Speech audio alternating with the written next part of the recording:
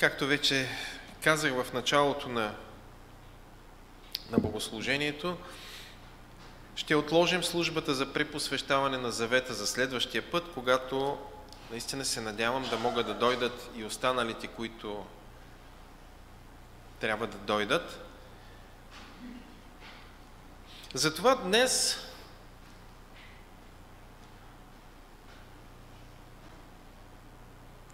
аз ще ви предложа едно размишление и се надявам да бъде достатъчно ясно, разбираемо или поне да ни накара, да ни насърчи да мислим в една определена посока или поне в, ако не всички да мислим еднакво, това наистина е невъзможно и не е добре. Там, където е постигнато, резултатите не са много добре. Когато хората мислят еднакво, тогава нещата не са съвършени. Но когато хората мислят в единство за нещо конкретно, за една цел, за една посока, тогава нещата са малко по-добре. Божието Слово ни казва в псалмите колко е добро и колко угодно е, братя. Ние по традиция добавяме и сестри, защото по една или по друга причина има различни практики на дискриминация и така нататък. Ние нямаме практика да дискриминираме, затова и добавяме колко е добро и колко угодно и братя и сестри да живеят в единодушие.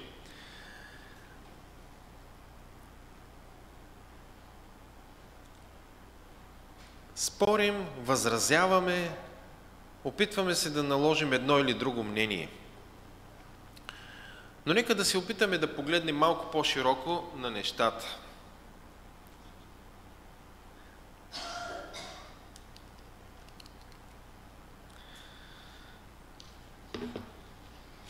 Думичката завет е една много интересна думичка. Сега ние днес няма да размишляваме и да навлизаме в дълбочина какъв е произхода на думата, какви са библейските думи и термини и така нататък. Това е безспорно изключително интересно занимание, но знаете ли, за него се изисква огромен ресурс от време и мисловна дейност, които мисля, че не е точно целта на това, което правим днес.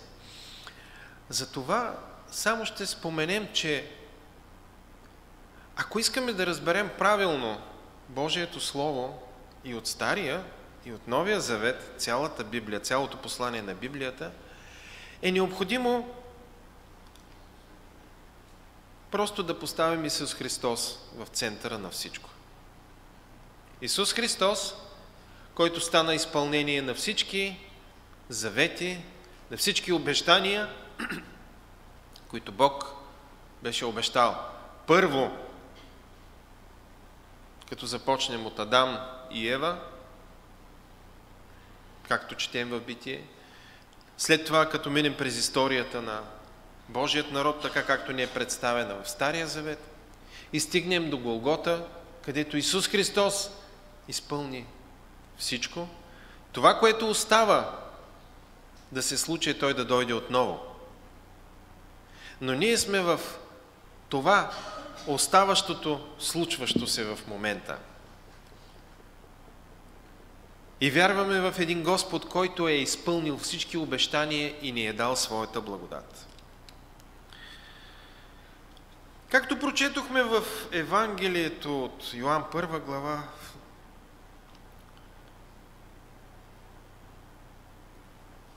за това начало, в което Бог изпраща Словото си. Ние днес не прочетохме от първи стих, но той е достатъчно известен пасаж, точно преди 10, от 1 до 9 стих, където се казва, че в началото беше Словото. И това Евангелие започва по този начин, защото ни казва, че именно това начало на пълното изпълнение или по-скоро на приключването на всички обещания, които Бог беше обещал до този момент, е поставено чрез раждането на Христос и се изпълнява чрез Неговата смърт и възкресение. И оттам насетне всички се спасяват чрез вяра в този, който изпълни всичко. Всяко начало, независимо какво е то, е значимо. Ние празнувахме Рождество. Цял един месец с адвенти имахме свещи, които запалвахме, които си спомняхме, наблягахме, разглеждахме отново и отново, насърчавахме се.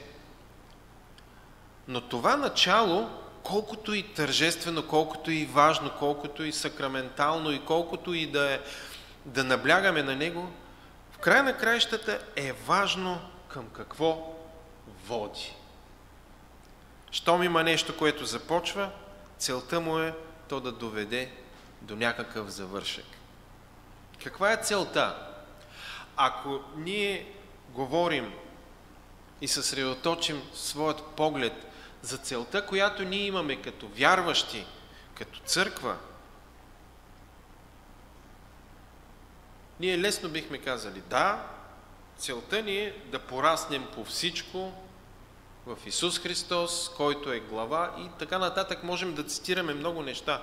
Въпросът е, какъв е смисълът? Какъв е смисълът на всичко това? Това изобщо важно ли е за нас? И ако е важно, защо е важно?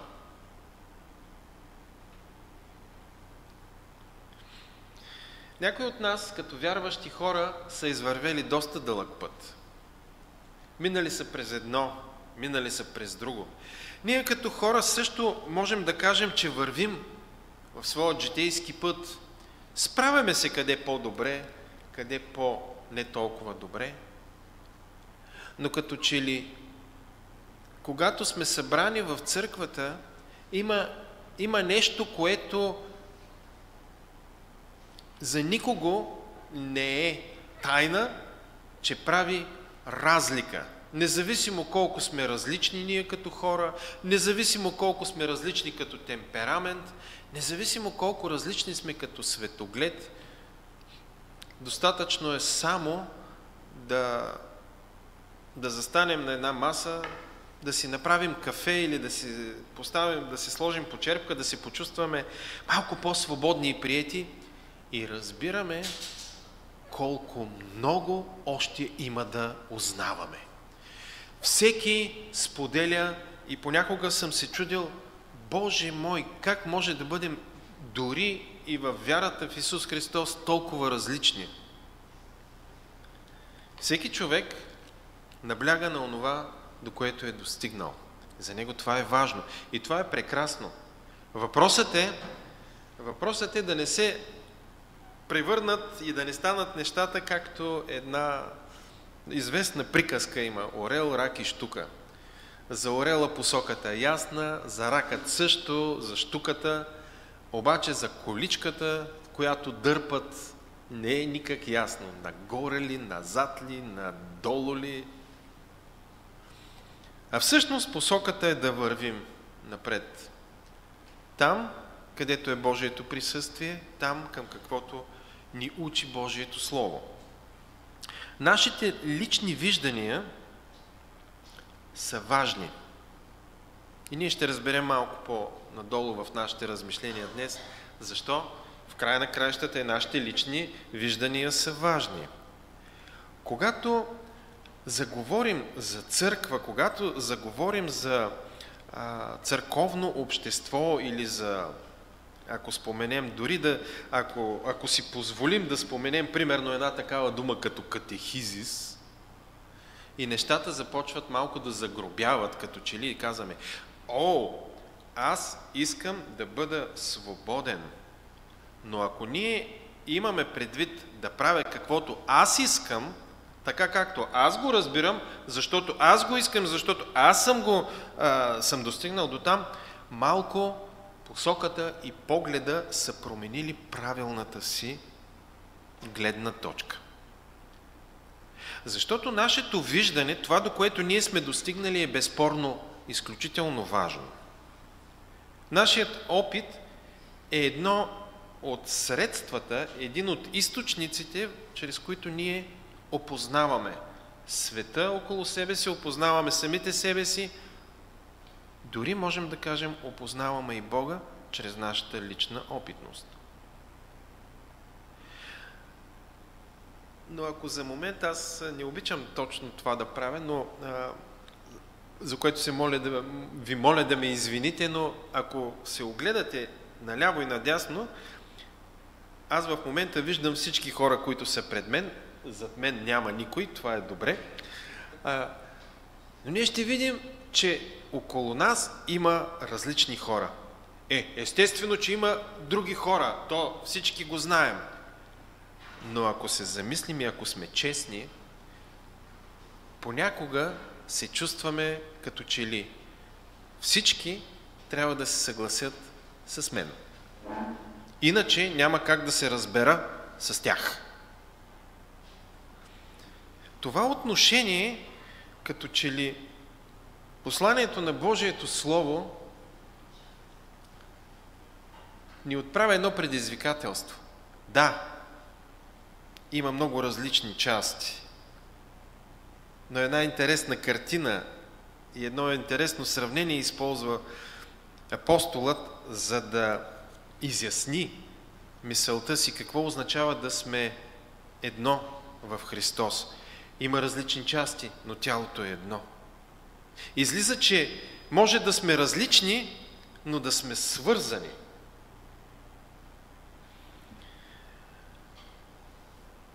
В развитието на човешката мисъл, в развитието на човек, като не само като религиозност или религиозна институция или нещо друго, но ако погледнем малко по-цялостно на човека, на човешкото общество, ние ще видим, че именно в това да общуваме помежду си и в това човек да бъде включен в някаква общност, това е по-пълноценният и по-съвършен план самата личност да се реализира, да реализира своят потенциал.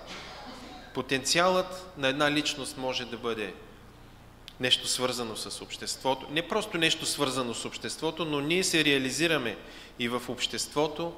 Ние се реализираме къде по-успешно или къде по-неуспешно в семейството си, семейството, от което произхождаме, или семейството, което създаваме.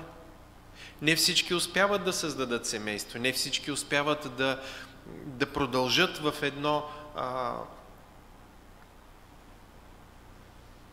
едно добро взаимодействие. Хората се разделят, събират се отново или няма да задълбочаваме и да изброяваме всички тези неща, мисля, че става ясно. Ние имаме и дълбоко заложен в нас духовен стремеж, който също може да бъде реализиран най-пълноценно, когато е в общение с другите вярващи хора.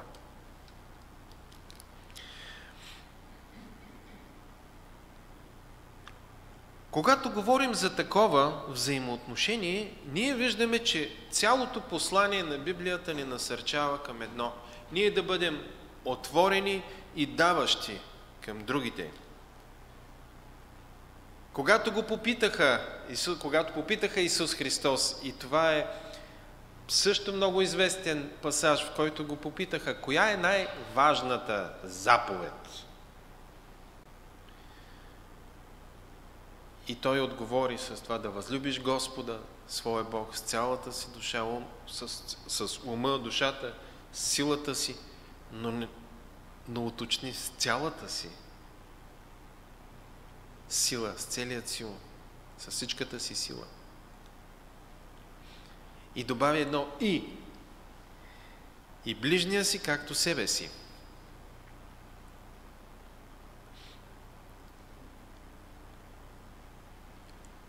Каквито и размишления, каквито асоциации, каквито и мисли да ни наведат тези думи, акцентът си остава и можем да разберем това, което Исус Христос казва в този случай, защо това е най-важното.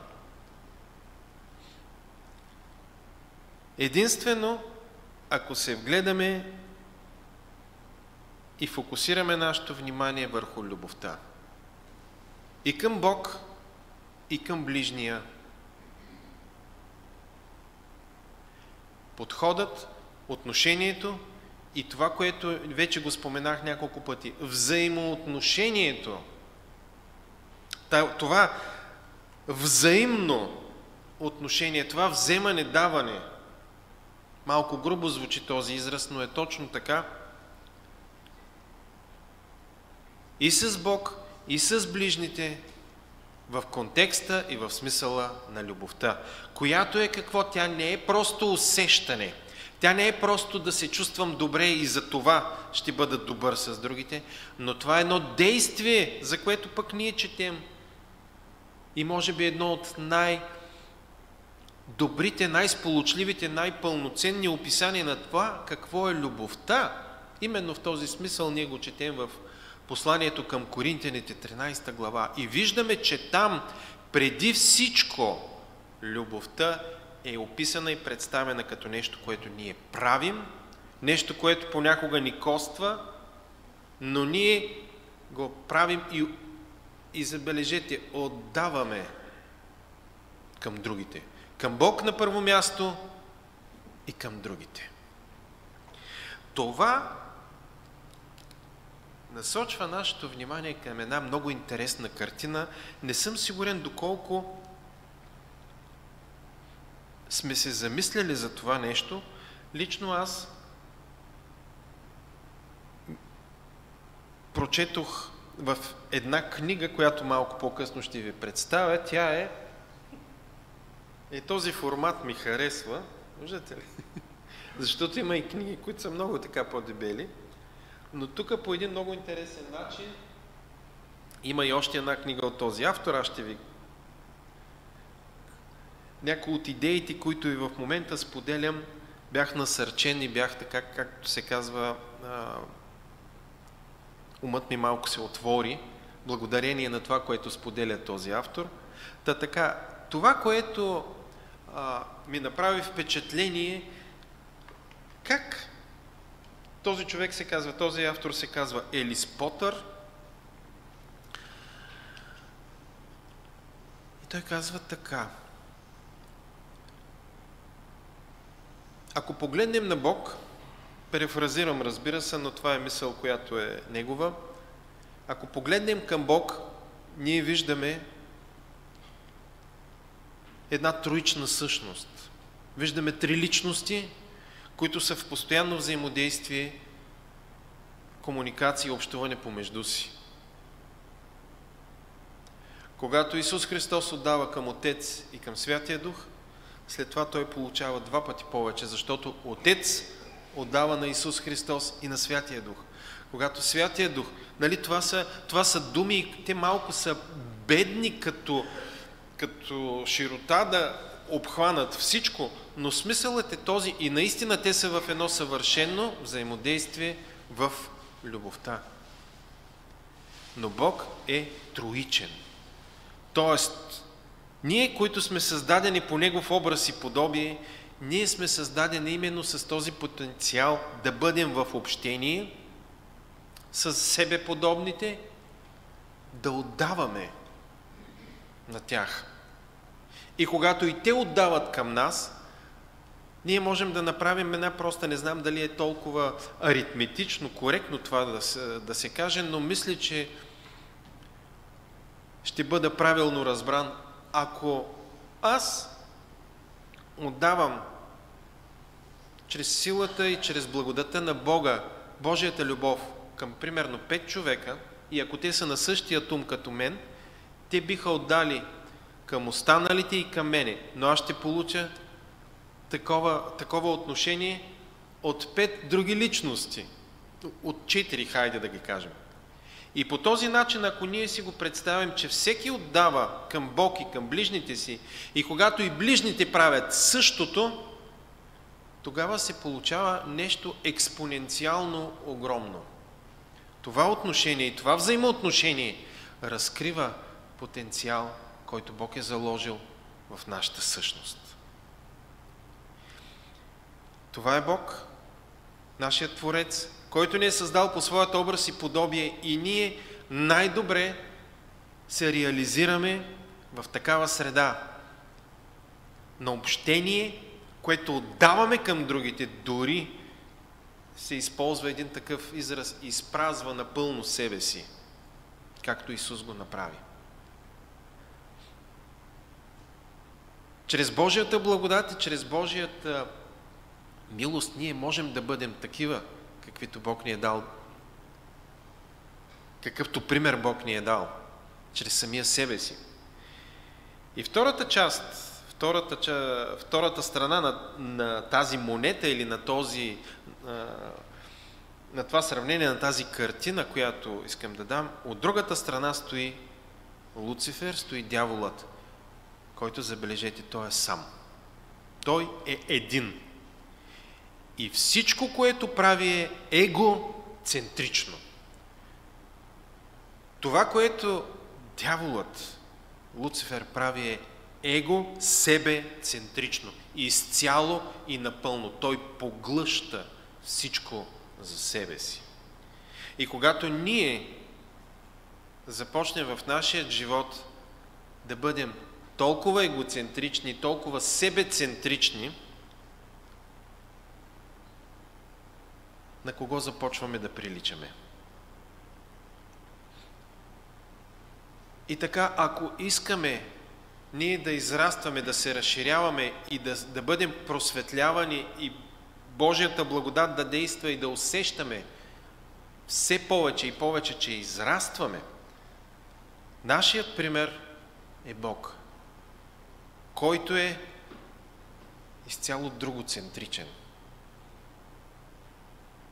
Той не се вглъбява и не поглъща всичко като черна дупка,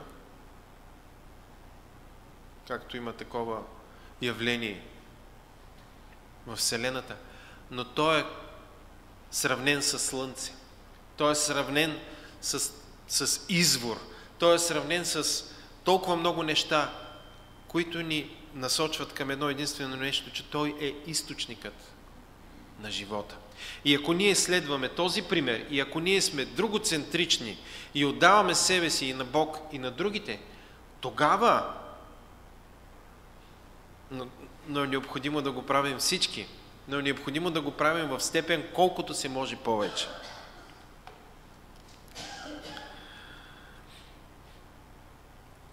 И ето тук, нека да погледнем всичкото това, което казахме до тук.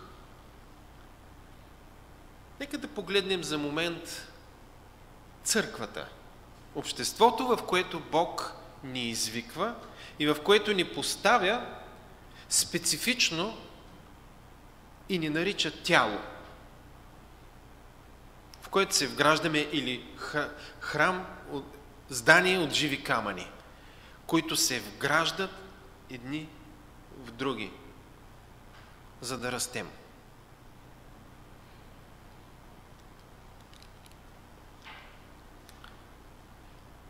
Има различни видове църкви, които са се обособили с течение на времето. Те са оформили определени традиции и като цяло можем да кажем, че можем да съберем пак с уговорката, че не можем да бъдем абсолютно и съвършенно изчерпателни за каквото и да е било, но можем да видим конкретен смисъл. И така, една от църковните традиции в своето обособяване, тя е може би една от най-старите, е, че човек реализира своята духовност чрез църковните практики. Има църковен клир, свещеници, които обслужват църковните практики, и миряни, които се включват в тях. Другата традиция като че ли очертава една картина, в която човек реализира своят духовен призив и потенциал чрез участие в литургична практика и вършене на социално значими дейности. Благотворителност, социални проекти, църковни дейности, църковни проекти, малко нещата тук те във всичките тези традиции се припокриват някакси, но и другата, която ще споменем, църковна традиция, която е така най-младата, да я наречем, е, че човек се стреми към лична духовна опитност, която да му даде увереност в спасението чрез вяра. Според вас, ние горе-долу къде можем да за всеки един човек може да си зададем такъв въпрос. Ние към какво клоним? И веднага ще задам още един въпрос. Но всъщност към какво се стремим?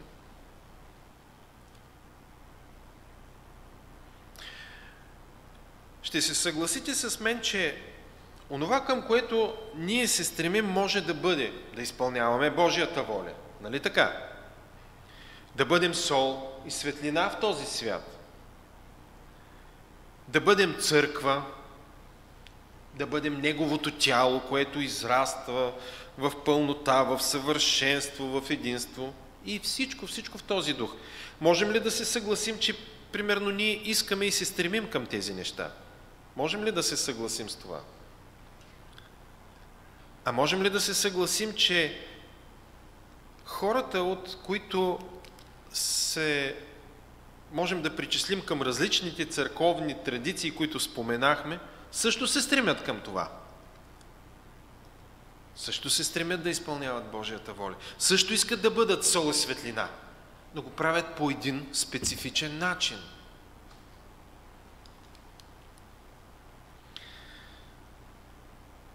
Но това, което Божието Слово всъщност ни насърчава, е да се стремим към общение с Бога и с другите. Осъществява ли се това чрез реализирането на църковните практики? До голяма степен. Ние се стремим към общение с Бога. Ярък пример за една такава традиция е източно-православната църква, според която човек реализира своята духовност или небето се свързва с земята чрез практиките на църквата.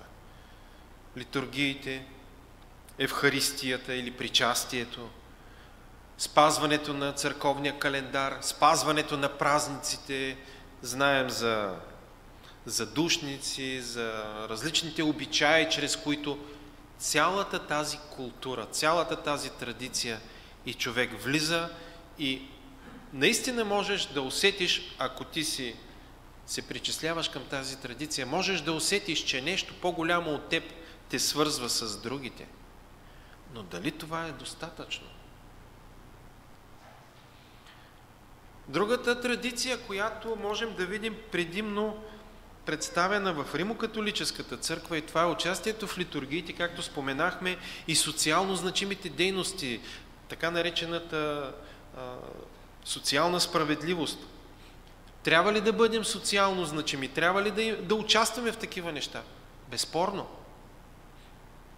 Какво да кажем и за тези, които ние виждаме изключително ярко проявени в по-свободните църкви, тези, които не са обвързани с някаква по-голяма деноминация или които наричат себе си надденоминационни, които постоянно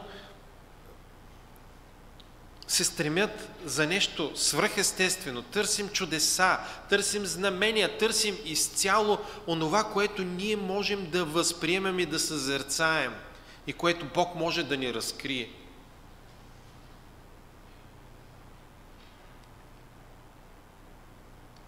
Ако ние останем в рамките на тези три традиции, безспорно ще се объркаме, защото кое в края на краищата да изберем?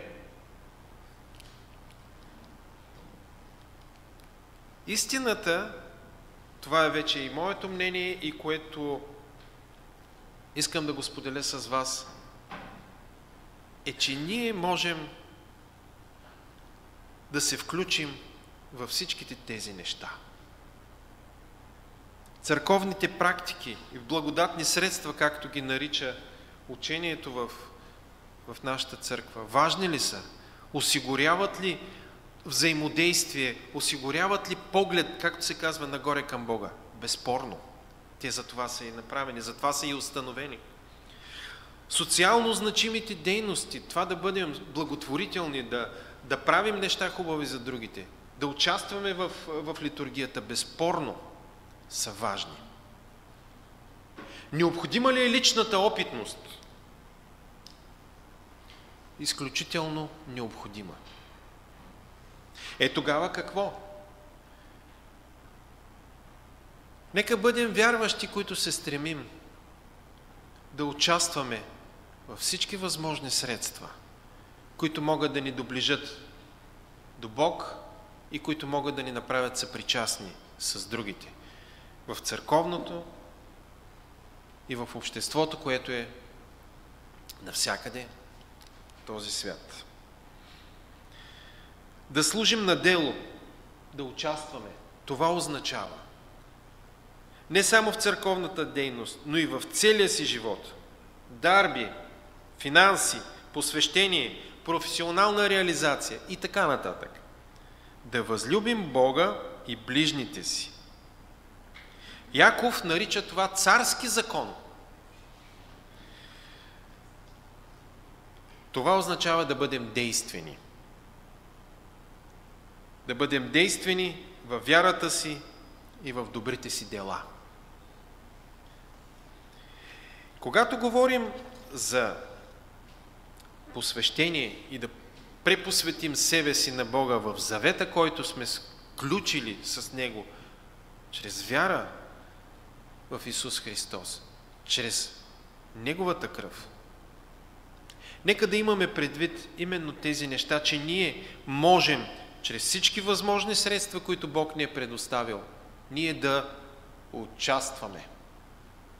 И във всяко едно от тези неща можем да имаме лична опитност, ако ние влагаме нещо. Ще завърша нашите размишления с едни илюстрации. Там Мишел, само ще те помоля да слайда е озаглавен едно, защото трябваше да бързаме. Ето това. Тази схема, тя звучи по-различно, отколкото съм направил. Тя е така нареченият четириъгълник на Уесли. Като църква, която представляваме тази деноминация, ми се видя удачно да завърша с илюстрация на това, което много ясно синтезира отношението на този, който е в основата на църква, на методистката църква.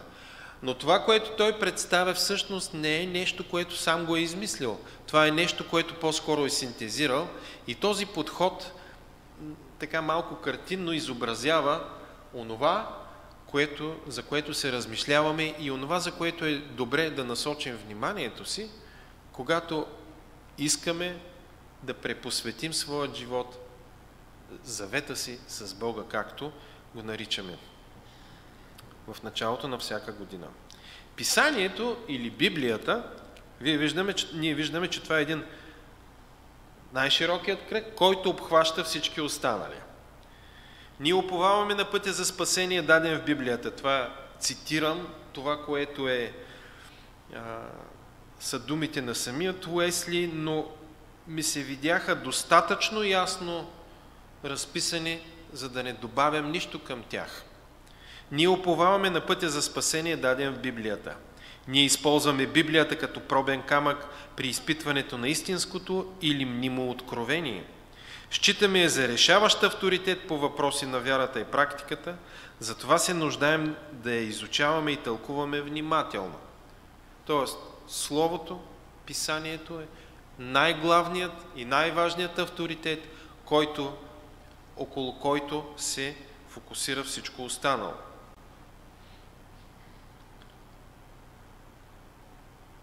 Този подход е възстановен по време на реформацията или на протестантската реформация чрез Мартин Лутер, който от тази реформация ние знаем, че Библията бива преведена на разбираем език и хората вече могат да четат Божието Слово. Докато някои църковни традиции все още забраняват това, тъй като хората могат да прочетат неправилно и да изтълкуват неправилно. Затова е необходимо свещеник да го прочете и да го разтълкува. Човек по-добре да не го прави, за да не го изкриви. Но това го казва тази традиция.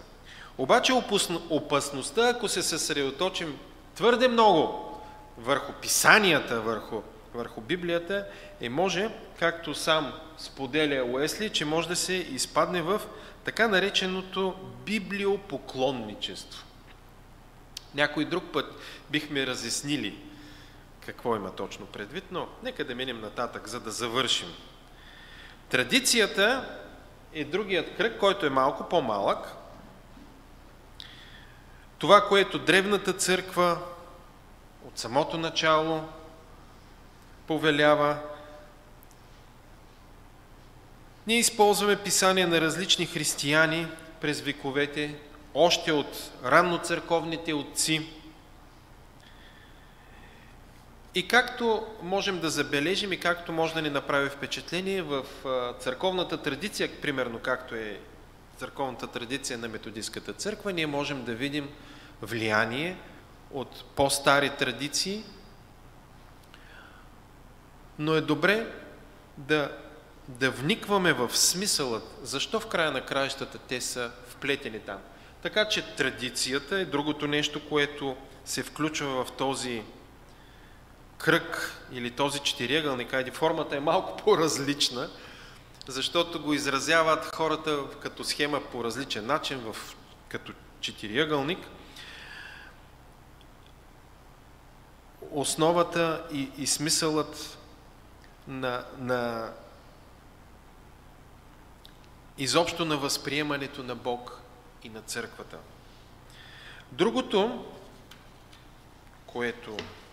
Другият кръг, това е разумът или критичното мислене. Разумът полага основата на истинската вяра и помага да си изгради така наречената свръхструктура, убежденията, вярванията, това, в което се насочва и нашият ум, тъй като ние сме създадени по такъв начин, че е необходимо да си обясним нещата. Разумът е този, който се включва в този момент, но разумът предупреждава, в случая Уесли, не може нито да обясни, т.е. нито да докаже, нито да разкрие Бога. За разумът това е невъзможно. Затова, ако ние в своите убеждения клоним към рационализмът, трябва малко да обърнем погледът си към онова, което е следващият, последният кръг, опитността. Това е новият живот в Христос. Чрез Святия Дух, който употребява писанията и традицията, ни води към вяра. Тук има и още други обяснения, но разумът, традицията и опитността, погледнати през призмата на Божието Слово, описват като че ли по-ясно онова, което съставлява нашият живот като вярващи. Основани на Божието Слово, използваме разумът си. Не отхвърляме това, което е станало до този момент, но и се стремим да познаем лично Бог. И всички тези неща са те са свързани. Може да пуснеш втората картинка. Втората не е същата, има една малка разлика. Да, надявам се, че това е новият символ на глобалната методистка църква. Надявам се, че ние сме някъде там в това като триъгълнич по-особено, като един, така, като щит, някъде там да сме. Някъде във всичките тези неща. И в самия завършек, аз после мога да предоставя тези книжки, откъдето, нали, съм черпал така информация.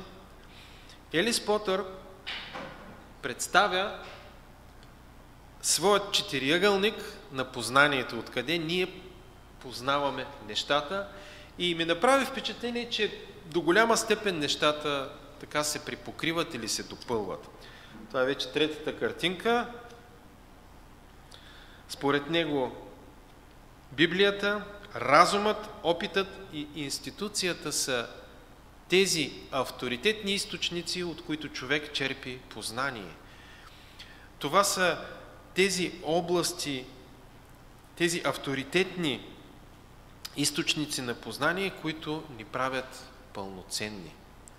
И като вярващи, които отдаваме любовта си към Бога и към ближните си, ние се развиваме и растем, като познаваме. Не само с разума си, но и със сърцето си. И нека Бог наистина да ни помогне, но първата картинка на този четириъгълник беше малко непълна, защото не бяха свързани. Библията, разума, опита и институцията не бяха свързани.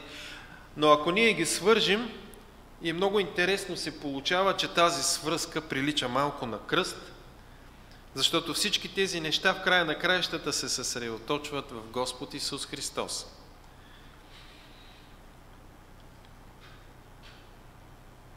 И нека Бог да ни помогне по всички възможни начини ние да растем.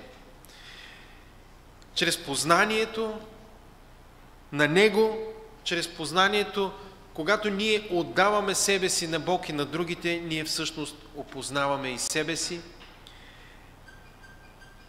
И нека всички тези неща, които Бог ни е предоставил, нека да бъдат максимално и съвършенно използвани от нас. Това, което ни предстои, надявам се следващия път да успеем да го направим, е когато ние препосвещаваме себе си в този завет. Нека да имаме именно тези неща предвид. Че ние на практика можем да бъдем максимално обхватни и да търсим Бог във всички тези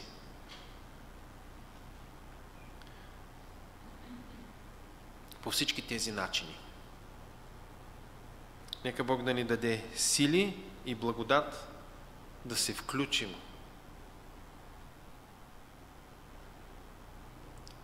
максимално пълноценно във всичкото това. Амин. Надявам се да не съм бил да не съм звучал прекалено неразбираем или философски, но ми се видя необходимо да поразмислим за всички тези неща преди ние да направим това свое, защото то е лично. Ние ще го направим заедно следващия път, но то е лично, с лично отношение.